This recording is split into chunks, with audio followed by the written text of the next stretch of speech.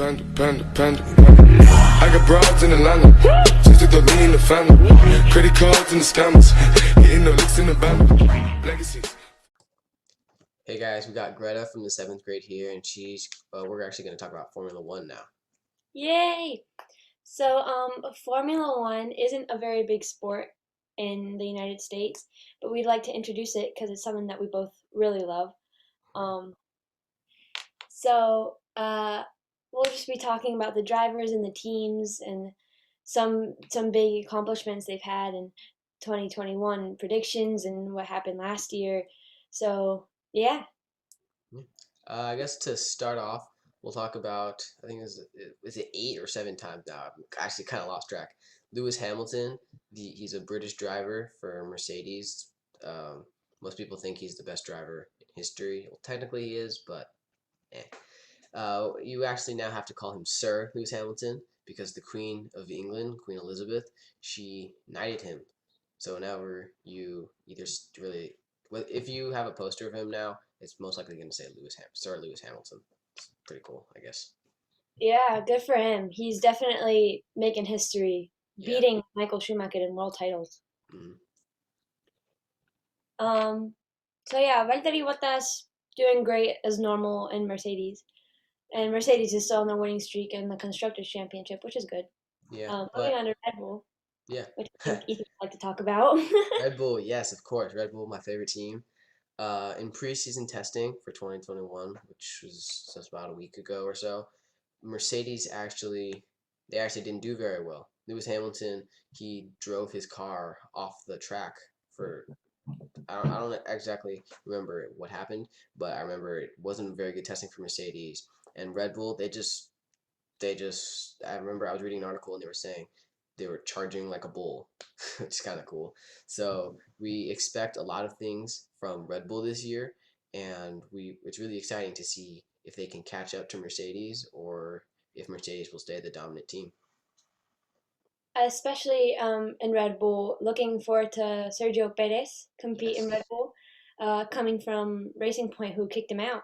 But he did great in his 2020 season. So Red Bull's taking him in, and I'm excited to have a Mexican in such a big team. Yeah. Sergio Perez, I feel like he's a really good driver, except he needs a good team because it's like George Russell. As Definitely. soon as he went over to Mercedes, he he almost won the race if it wasn't for the team. That sucked Yeah, for made him. me cry. Made me cry that race. Yeah, that was pretty good. Moving on to McLaren, Lando Norris, he is staying on there, but we have a new driver. Well, not a new driver to Formula One, but Daniel Ricciardo, one of my favorite drivers. He was on Red Bull with Max Verstappen back in I think it was 2018 or 2017, and then he 20 moved to Renault, terrible team, now called Alpine. Is that how you pronounce it, Greta? Alpine, yeah, not Alpine. Alpine. Don't make that Yeah, mistake. I thought it was Alpine. So yes, Alpine. He moved from there, and now he's at McLaren. So the problem with Daniel Ricciardo is that he's not very consistent, as Greta was telling me. He sometimes does really well, and sometimes he doesn't, and he keeps moving around in teams. So I feel like if he's ever going to really progress into being one of the top five, like Max Verstappen and Valerie Bottas and Lewis Hamilton, he has to be able to stick with the team and say, all right, this is how I'm going to go off from here. But he just keeps moving around, but we'll see what happens to him. Yeah, yeah, and Danny, he all he wants is a podium. He wants to drink from that shoe again. Um, Yes, that was that. that's why Before he I was s- terrible. Yeah. before I started watching Formula One, I was looking at Formula One memes with Daniel Ricciardo, and I just saw him drinking out of a shoe, and I was like, I texted Greta, I was saying, "What the heck is this? Like, why would you drink out of a shoe?" Yeah, And I later went on to realize that it's because he got a podium, which is pretty cool. yeah, Danny. Moving on to Checo Perez, Sergio Perez, call him Checo. His former team, now named Aston Martin, used to be Racing Point. Uh, they almost won third in the constructors, but was beat by McLaren in the very last race in Abu Dhabi. They have the same old Lance Stroll. Lance Stroll dad owns the company, so Lance Stroll's kind of a It little has to be. yeah. And then something that came as a great shock to everybody is Sebastian Vettel, a great Formula One driver alongside like Kimi Raikkonen and just everybody. He left Ferrari and he's ready to settle down in Formula One and also left to go to Aston Martin. So we'll see how that turns out. The problem with people like Kimi Räikkönen and Sebastian Vettel, they're really good drivers, but there are so many new drivers now that the teams they aren't willing to accept the old ones. Because that's one of the reasons why it's so amazing that Fernando Alonso came back. Because remember when Charles Leclerc, I think he was the youngest driver to ever come in, and he came on Ferrari, one of the best teams in Formula One at all. So it's just amazing how these like 19-year-old drivers are being put in instead of the ones who have the most experience, who have gotten the podiums, who've even gotten the championships, and we just have to see what will happen with Sebastian Vettel. Yeah, a lot of the teams are learning from each other. They're all having great rookies like Lando Norris, who's up and coming, wonderful star. George Russell, like we were talking about. Charles Leclerc, who's now the lead driver in Ferrari, a lot alongside Carlos Sainz, which we'll talk about later. But yeah, you're right. They are up and coming. Yes. Um, yeah, it's just amazing to see how this. It's really exciting because we have no idea. There have been so many changes. We have no idea how this next year is going to progress. And with it's already progressed so much, even with the COVID-19 pandemic. They do have some restrictions on the cars, but read this article and they're doing so many things to progress in the entire, not just the teams, but the sports as well, because they're designing new ways to fix the cars for aerodynamics to make them go faster, braking. They're designing new safety measures. One of the reasons because of Romain Grosjean last year. I think was it in Bahrain. It was the first race at Bahrain. It was in the very first lap, but I remember I was so shocked I couldn't move. Yeah, Um, he. What happened was he had an amazing crash, and what happened is as soon as he went into the barrier, the entire car went up in flames, and it's not unnormal for a car to go off the track or crash or even go into the barrier. But what was amazing is they have so many procedures and safety measures that it was a shock to everyone when the car instantly went up in flames. Like if it slowly went up, then that would have been normal. But it was just a shock to everyone, and everyone was so stunned that thankfully the safety, since it was the first lap, the safety car was still there. So the safety team they immediately went up to the barrier and they saw Romain Grosjean getting out of the car, and they stopped the race. So yeah, yeah, yeah, it was scary. He was going really fast on the first turn. Just crashing into the barrier itself is scary enough. Something could have happened if he didn't have the halo, and his car totally broke in two, and it yes, went up in flames, like you said. And for those 30 seconds that he was in that car, all I could think about is he's dead, and yeah. he How? he has children, which was really frightening. I remember. So thank goodness it was a miracle he came out Yes. alive. And luckily he was able to get away with just a few burns on his hand and just all of his body because he had to push himself out of the car. But without that halo, he would have died. I mean, that's just reality of it. Whenever these crashes happen, they always make new safety measures to help make sure that stuff like this never happens again. That's what happened with the halo. I think it was a couple years ago. And now he's actually not only is he helping improve safety in Formula One, he's also going over to NASCAR, which is also really dangerous but really cool. Yeah, good for Roman. I mean, it's sad that he had to leave Haas, but now they got a whole set of new rookies, which is very exciting. Yes. And Um, if you guys didn't know this, Haas is the U.S. team. They have not been doing very well only since their US team. debut. Yeah. Yeah. Moving on to Alpine, which was the former Renault, a French team. Uh, Something very surprising is that Fernando Alonso, who retired after 2018, he's coming back, and he's like Kimi Räikkönen, like I said before, he's one of the best drivers there is, and I'm very excited. I didn't think he would come back. No, I don't think even he even thought he came back because after kind of what people refer to as the downfall of McLaren, because they had a couple of really bad years, he just left, and no one really knew what was going to happen with McLaren. So, I mean, they started coming back last year, and I feel like they're starting to get on a roll so that they can really be one of those top teams. But if they had Fernando Alonso back, I feel like it would be good. But also, he's actually getting pretty cocky because yeah, I Yeah, was I don't showing, think. Sorry. Yeah, I don't think Fernando Alonso realizes that Formula One's kind of moved on and has a bunch of new drivers. Like we were talking about before, with all the enhancements of the car. What Mercedes did last year with the braking in the wheel mm, and like it's like shift the tires. I thought that was amazing. I don't think he's caught up with kind of like the modern thought of Formula One yet, but yeah, he has gotten really cocky. I think he kind of deserves to though. he, yes, he does, but I feel like he's gonna quickly realize that it's not the same sport it was years ago because before he even got in the car, he said, "I'm better than Lewis. I'm better than everyone." He said that, and he doesn't know. Sir Lewis Hamilton, 7-time world champion, Max Verstappen and Valtteri Bottas right behind him. Then there's Carlos Sainz and Sergio Perez who are right behind them, and then Charles Leclerc.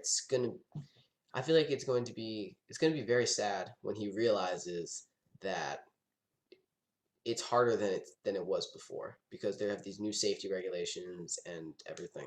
It's just gonna be very different. Yeah. Now, the team I've been waiting to talk about, which is scaring me very much. My I even have their jacket, Ferrari, which for the past 2 years has been struggling a lot. They only got sixth in constructors championship. They're normally one of the top three, and it's scaring everybody because they're such a classic team. And people are scared they're going to end up like Williams, which is also a very good team, and now they're just at the very bottom. So we'll see if they bounce back this year. Yeah. And speaking of Williams, as we were talking about George Russell earlier, when last year, yes, he's actually a very good driver. Me. Last year, he is. Last year, Sir Lewis Hamilton got COVID-19 and he had to miss one of the races. So even though George Russell was on the Williams team, he's the backup driver for Mercedes.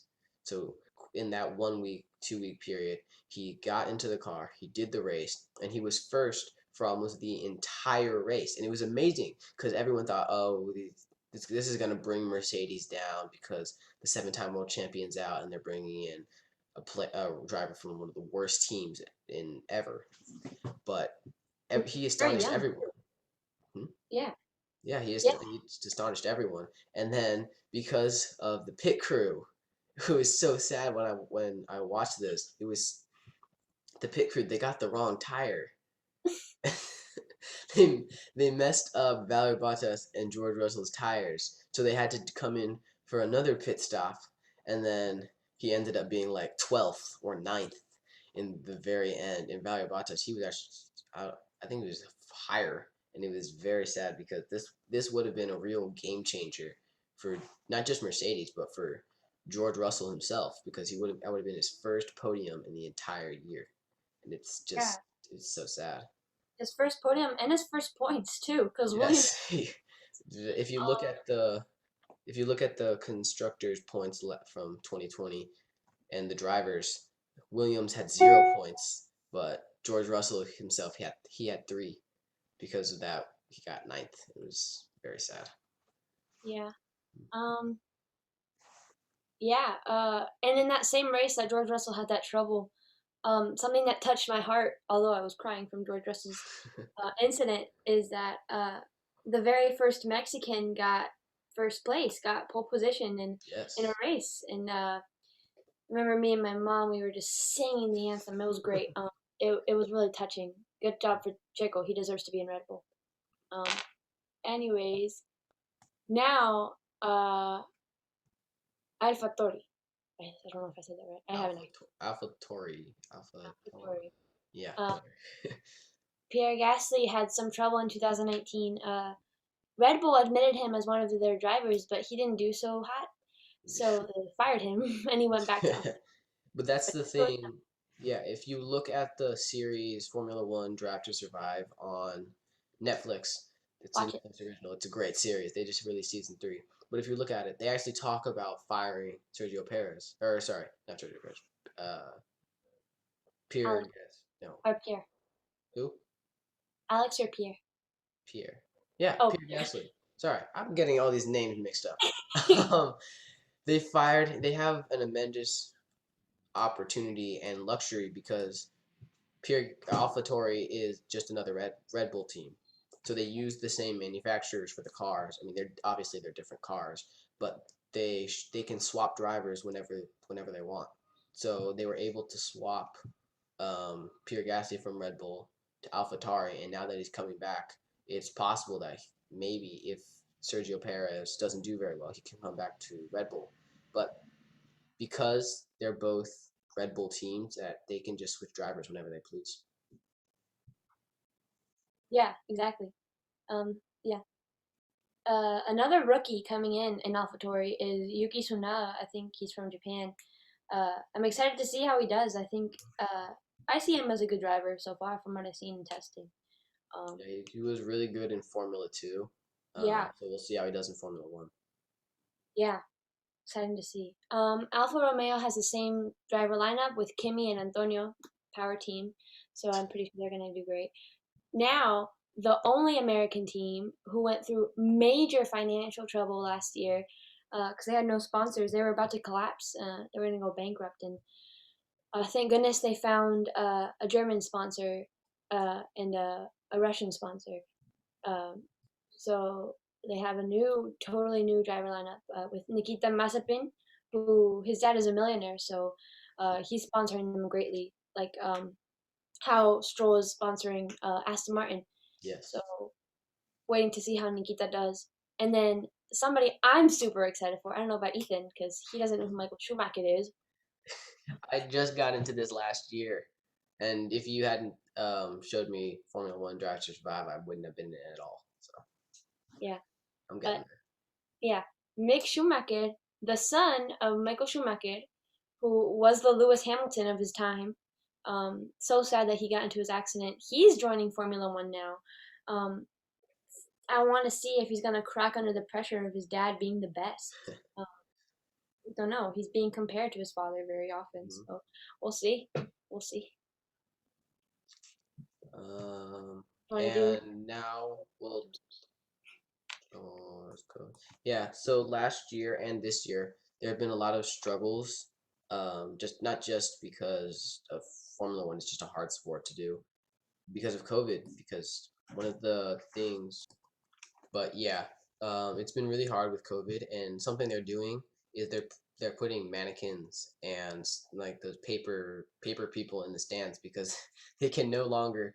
It's not safe for the fans to be present at the races. But one of my favorite things about watching the races is just seeing how the fans react to all the people, and it shows how all these countries around the world can just, I guess, kind of unite in this one sport to see who's the best. And it's just so sad that they can no longer be there in person. Yeah. Like in Monza, there's crowds and crowds of people, not only in the stadium but outside, wearing the Ferrari red. It's crazy because it's their stadium, and it's stunning to see all these people supporting them. And it was really sad without them. So, yeah. So the last thing we're going to talk about is the Constructors' Championship, which is the ranking of which car is best, almost. Obviously, Mercedes in first, Red Bull in second, always. But there was an extreme fight for third as McLaren, Racing Point, and Renault. They all excelled like so much during 2020. So it was great to see them fight for third since Ferrari was no longer in the picture. Um, Racing Point made a car almost identical to Mercedes, which is a whole other topic. Mercedes kind of sold information about the car to them. But anyways, um, Yeah, so they were in third until the very last race where both Racing Points crashed. So McLaren ended up getting third, which was very happy for me since I'm a McLaren fan. And then it was Renault in fourth and Racing Point in fifth, I think. Could be mixed up. But it was really fun to watch other teams aside from the big three to fight for such a big title. Yeah, it's just so amazing to see how in just a 1, 2, 3 year period the teams can advance so much, and then they can go from like being fifth place all the way up to third. And it's just exciting. That's one of the great things about Formula One.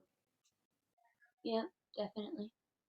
Yeah. So that I guess that brings our Formula One part to an end. If you guys have any questions, just talk to Greta and I. Probably Greta, she knows more about this. But I hope you enjoyed, and we convince you to want to watch more Formula One. Bye. Thank you so much. Bye. God.